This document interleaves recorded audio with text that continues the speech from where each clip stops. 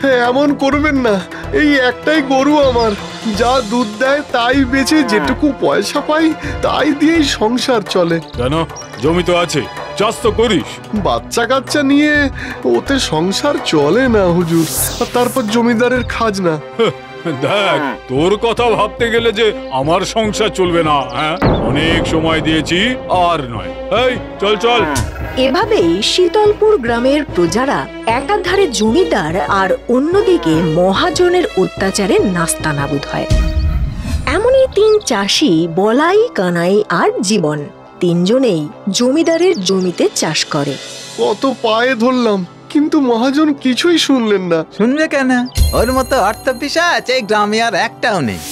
কবে 100 টাকা ধার নিয়েছি, আজও শোধ হলো না। গরুটাও নিয়ে গেল। গরুটারই তো বাজারে বেচলে 500 টাকা দাম পাওয়া যেত। বেটার কাছ থেকে আমি তোর গরু ছাড়িয়ে আনবই। হ্যাঁ, কি বললি?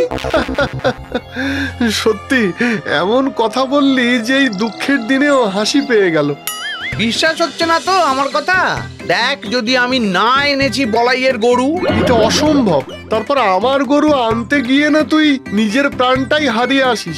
আমি কথা দিচ্ছি, শুধু গরু আনবো না, সঙ্গে রাজকীয় ভোজ খেয়েও আসবো। বাজি রাখছিস? রাখছি, রইলো বাজি। বেশ, তুই যদি এটা করতে পারিস তাহলে আমিও কথা দিলাম, এবার থেকে তোর জমিতে আর হাত দিতে হবে না তোকে। আমি তোর জমিতেও চাষ করব, ফসল ফলাবো, আর তুই পায়ের ওপর পা দিয়ে বসে দেখবি। দেখ, ঠিক বলছিস তো? ওই যে মহাজন আসছে। জীবন দ্রুত উঠে পড়ে, তারপরে এগিয়ে যায়, এদিক ওদিক তাকায়, এর ওর মুখের কাছে যায় আর ভালো করে দেখে। না, তোমার দ্বারা হবে না। না না না, তোমাকে দিয়েও হবে না। আরে মুখের দিকে তাকিয়ে কি দেখছিস বলতো জীবন? বললাম তো তোমাকে দিয়ে হবে না। আরে ধ্যাৎ, কি হবে না সেটা তো বলবি। কি করছে বলতো জীবন? কি জানি, কিছুই তো বুঝতে পারছি না। জীবন কোনো উত্তর না দিয়ে এবার সোজা মহাজনের দিকে এগিয়ে যায়। না না না, আপনিও পারবেন না। এই এই, কিসের পারার কথা বলছিস তুই? না না, কিছু না। কানাই, শিগগিরই যা, মহাজন রেগে গেলে এবার বাড়ি ঘর সব যাবে। হুজুর হুজুর, ওর কথা ছেড়ে দিন হুজুর। তা চললেন কোথায়? আমি কোথায় যাচ্ছি তা জেনে তোদের কি? যদি বলেন তো একটু এগিয়ে দিতে পারি। আমি যেখানে যাচ্ছি সেখানে তোরা কেউ যেতে পারবি না। কেন যেতে পারবো? নিশ্চয়ই পারবো। আমি যাচ্ছি জমিদার বাড়ি। জমিদার তো তোকে পুছবেই না রে। শুধু পুজবে না, আদর করে ভোজও খাওয়াবে। ভোজ খাওয়াবে তোকে জমিদার? খাওয়াবেই তো। তুই কি আমার সঙ্গে বাজি লড়ছিস? হ্যাঁ, যদি জিতে আসি তো কি করবেন? কি চাস বল? আপনি বলাইয়ের গরু ফেরত দেবেন। বেশ, আমি রাজি। দেখি তোর কত ক্ষমতা। কিরে, কি হলো? কি বললো মহাজন? এই যে, তৈরি থাক কানাই, আমার জমি চাষ করার জন্য তৈরি থাক। আমি চললাম জমিদারের বাড়ি ভোজ খেতে। ও আজ একটা সর্বনাশ করবে রে। বলাই, তোর গরুও তুই ফেরত পাবি। কি যে করতে চাইছে কে জানে। তাহলে কত আদায় হলো? আগে জমিদার মশাই, আপনার আশীর্বাদে মন্দ নয়। এই, তুই এখানে কেন? হ্যাঁ, কি চাস? আগে প্রণাম হুজুর, আপনার সাথে একটু দরকার ছিল। আমার মনে হয়েছে আপনিই পারবেন। কি পারবো? সেই একই কথা, কি চাই কি ও? হুজুর, এ বড়ই গুহ্য কথা, গোপনে বলতে চাই। তার মানে গোপন কিছু বিষয়। আচ্ছা, সামনে আয়। জীবন জমিদারের সামনে গিয়ে ফিস ফিস করে, হাত দেখিয়ে বলে,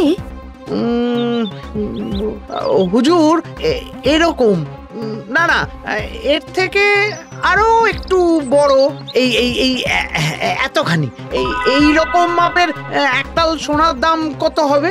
একতাল অতখানি সোনা? হ্যাঁ, এর বেশিও হতে পারে। যদি এই চাষিটাকে ঠকিয়ে নিতে পারি, সবার সামনে এসব আলোচনা না করে ঠিকই করেছে। এই, তোরা কে আছিস? এদিকে আয়। শোন শোন, একে নিয়ে যা। দেখিস এর যত্নের যেন কোনো ত্রুটি না হয়। ভালো করে খাওয়া, যা যা। জমিদারের এমন আচরণ দেখে তো মহাজন অবাক।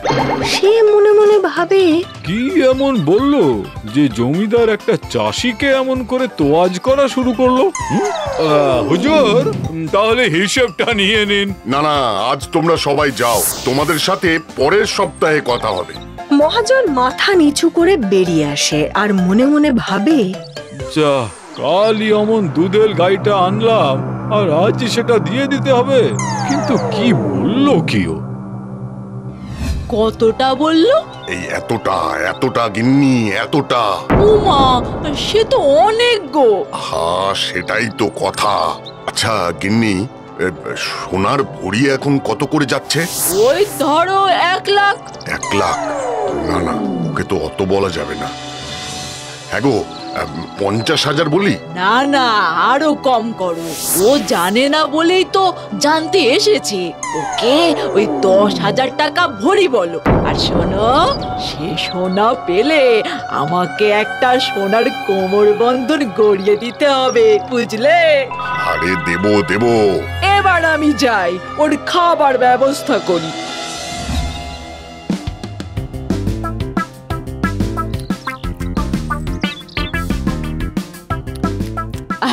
আর একটা মাছ দিন আর ভাত দিন।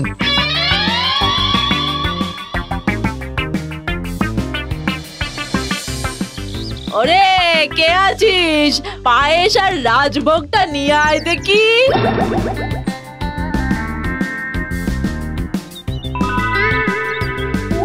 খাও বাবা, খাও, আরাম করে খাও। খাও বাবা খাও, লজ্জা পেও না জানো। এই নাও পান খাও। ভালো খেয়েছো তো বাবা? আগে হুজুর, জীবনে এমন ভালো খাবার খাইনি। চলো এবার শোবে চলো। এসো বাবা, এই পালঙ্কতে শো, এসো। হ্যাঁ, কিন্তু ওই ওই সোনার ব্যাপারটা? আহা, এত তাড়া কিসে? খাওয়া দাওয়া হয়েছে, এবার একটু বিশ্রাম নিতে হবে তো, তারপর না হয় আলোচনা করা যাবে। আগে আগে। কি নরম, তুলোর মতো তুলতুলে। এই তোরা হাওয়া কর। ঘুমো বাবা, ঘুমো। হাই তুলতে তুলতে ওঠে জীবন। দেখে সামনে জমিদার আর তার গিন্নি জুলজুল চোখে তাকিয়ে আছে। বাবা, ঘুম হয়েছে তো? হ্যাঁ হ্যাঁ, খুব ভালো ঘুমিয়েছি।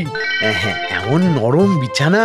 ও, এবার বলো তো বাবা, কতটা সোনা বলছিলে? হ্যাঁ, সোনা? ও হ্যাঁ, এই এতটা। এতটা মানে এতটাই? প্রতিদিন একরকম হয়তো হবে না। প্রতিদিন? প্রতিদিন তা কত পাবো হুজুর? তা দেখো, ওই 10,000 টাকা করে হলে ধরে নাও তুমি যা দেখাচ্ছ তাতে 1 লাখ টাকা মতন হবে। প্রতিদিন 1 লাখ করে পাবো? তা কোথায় তোমার সেই সোনা? সোনা? না, সোনা তো নেই। মানে এতক্ষণ যে বললে তাল তাল সোনা? না না, আমার গরুটা যখন গোবর দেয় না, তখন ওরকম 1 তাল করেই দেয়। তাই ভাবছিলাম যে গরুটা যদি গোবর না দিয়ে সোনা দিত, তাহলে কত দাম পেতাম। কত ছাড়া, আমার সাথে মজা করতে এসেছিস? আরে, আমি তো জানতে এসেছিলাম, আমার কি দোষ? বিল্লিক খেলো আমার পয়সায়, ঘুমোলো আমার পালঙ্কে, গোবরকে সোনা দেখিয়ে। বেরো বেরো, দূর হ, দূর হ এখান থেকে, বেরো বলছি।